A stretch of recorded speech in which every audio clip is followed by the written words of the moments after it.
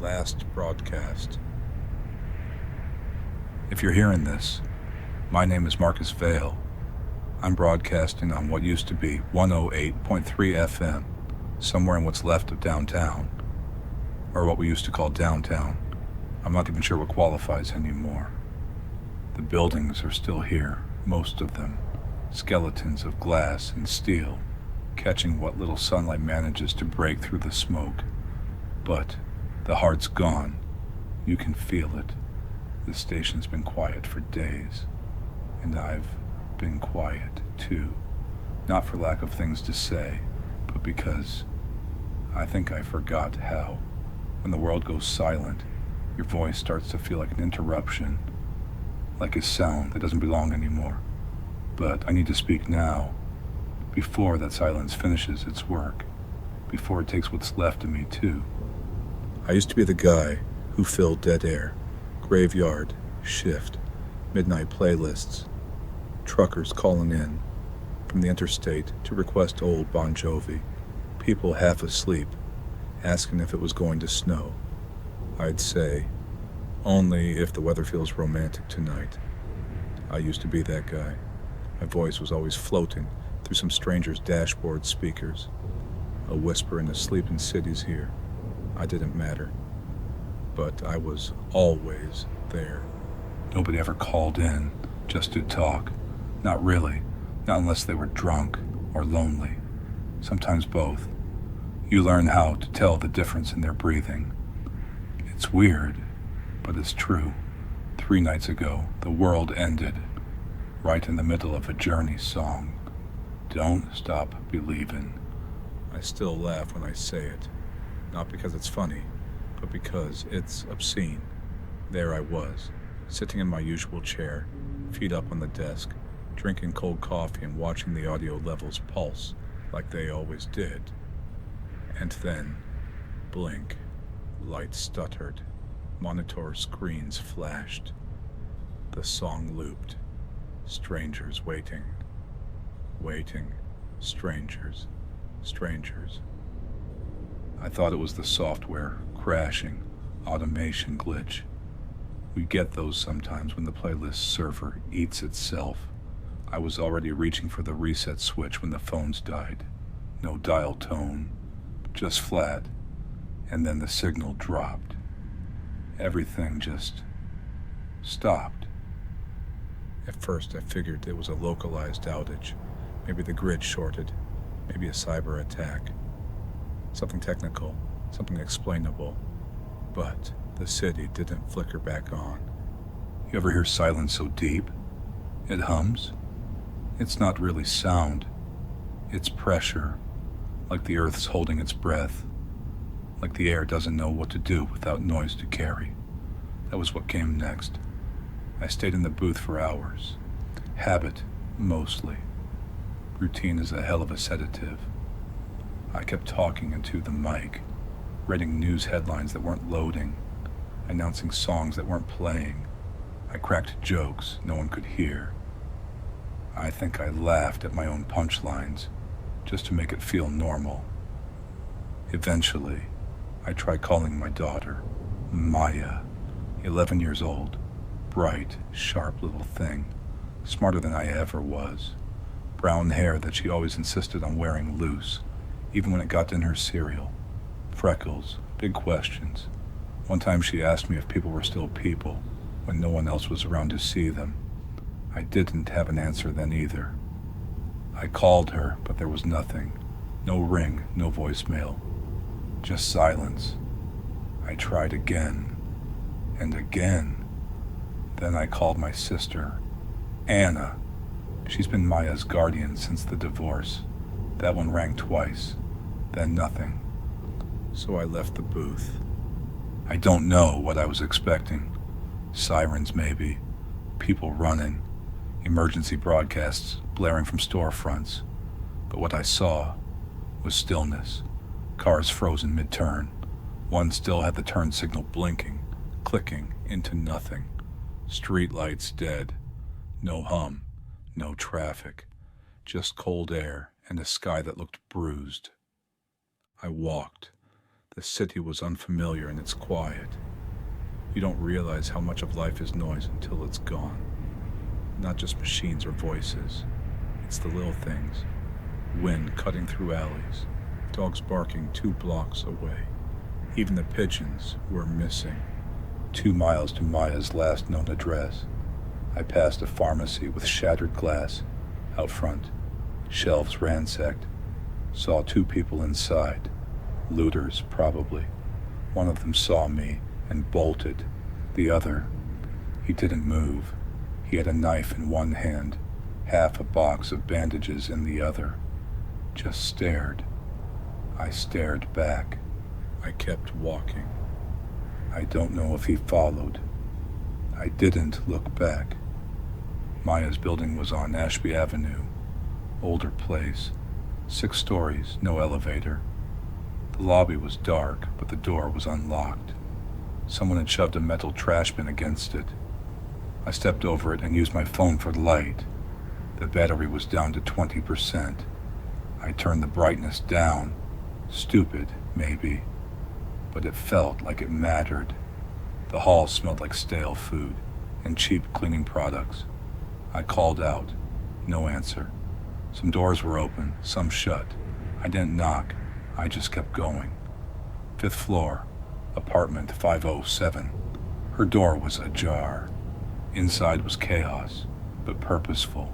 Drawers emptied, cabinets cleared, bedding stripped.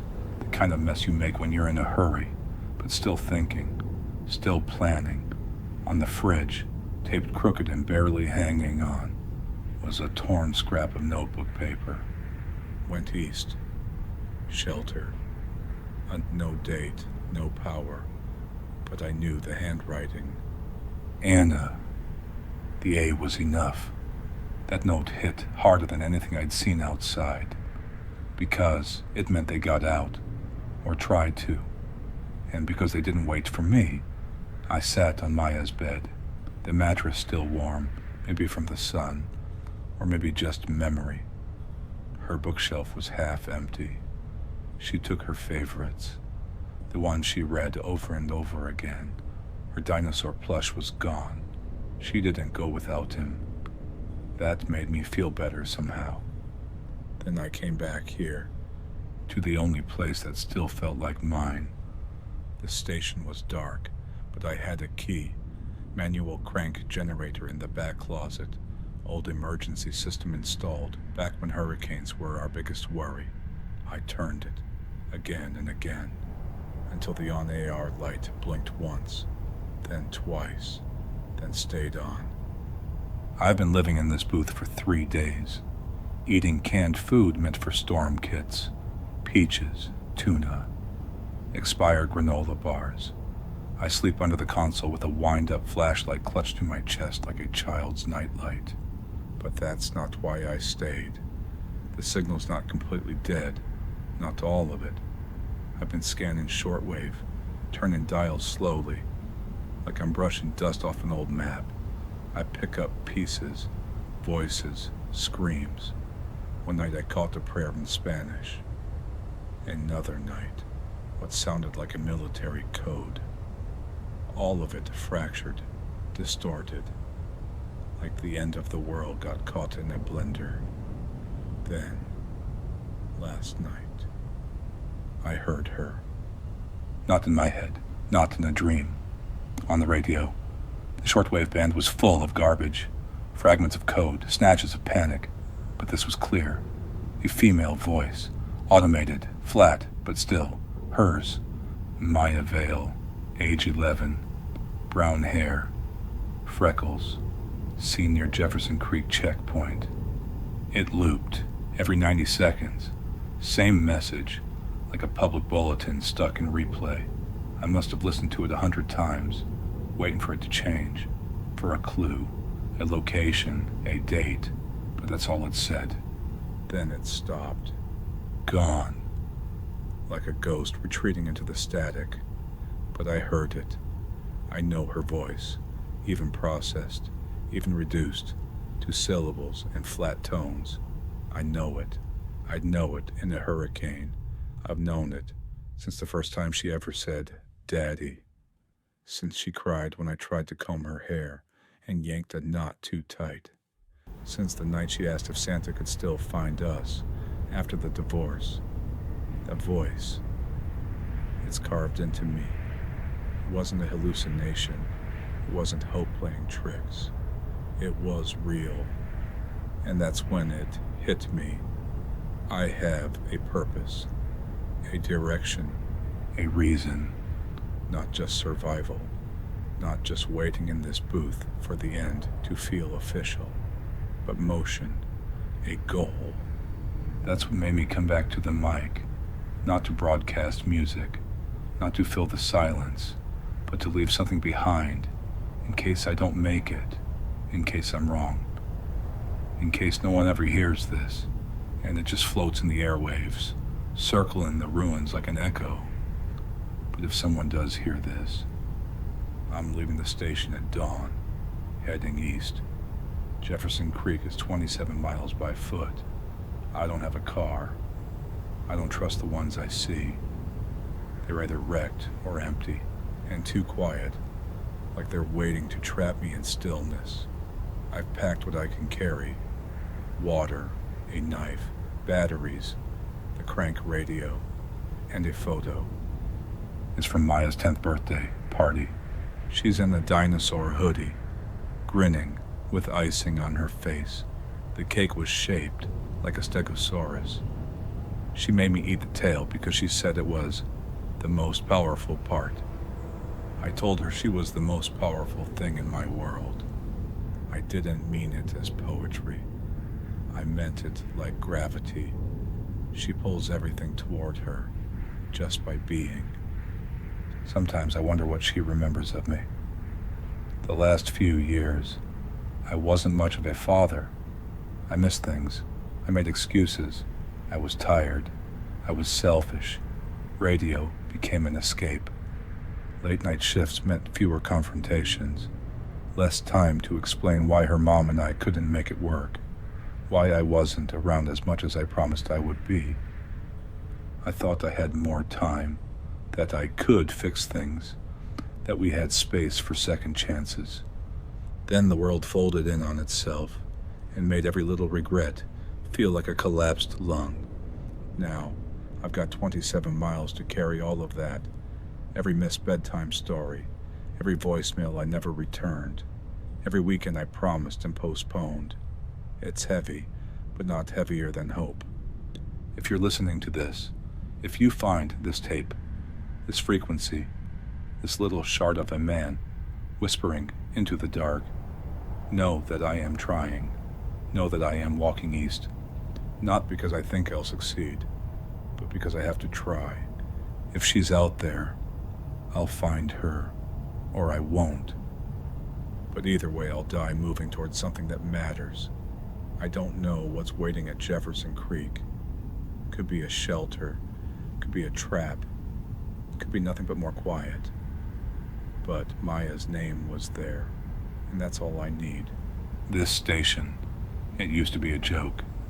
They called me the voice of midnight, they said. Graveyard DJ. Nobody real ever listened, just shift workers and broken hearts. But now this frequency is all I've got, a thread into the void. So I'm tying this message to it, a verbal flare, a breadcrumb, in case she hears it, in case someone does, in case silence isn't the end of the story.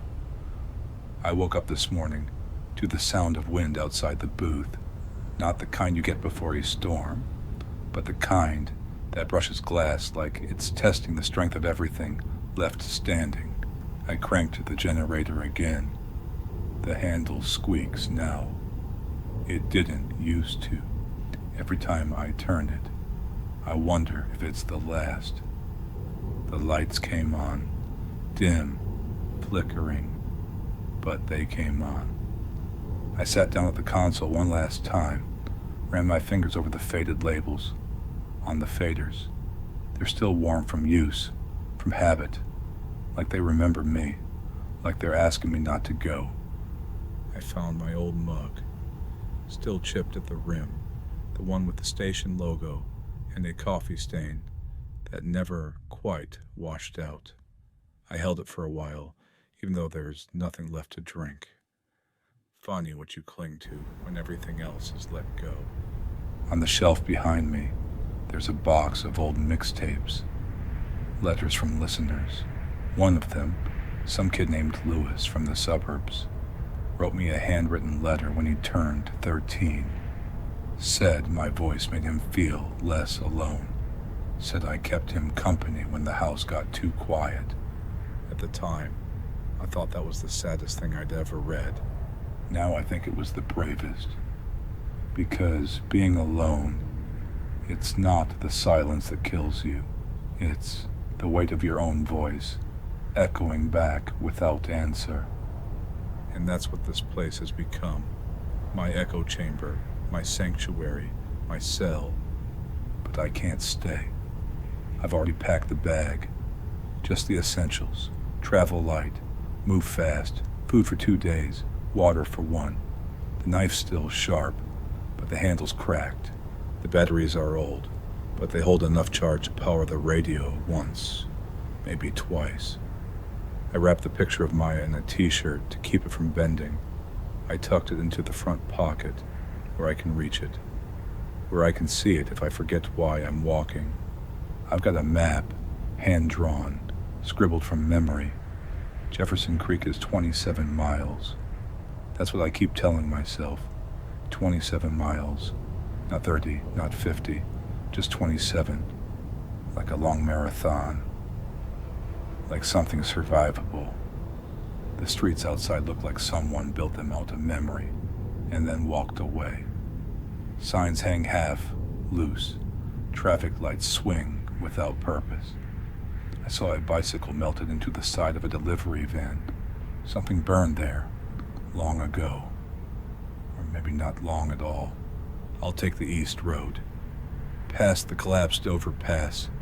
Past the fire station with the graffiti wall. If it's still there. If any of it is still real. I'm leaving the mic on. The generator will die eventually, but maybe the last pulse of the station will carry a bit farther than I ever did. Maybe someone will catch it. Maybe she will. Maya, if you're out there, I'm coming. I'm sorry I wasn't there when you needed me. Sorry I thought love was something you scheduled. Sorry I missed your piano recital, the one you didn't even want to play in. I'm sorry I forgot to say goodnight the last time we spoke. I thought there'd be another night.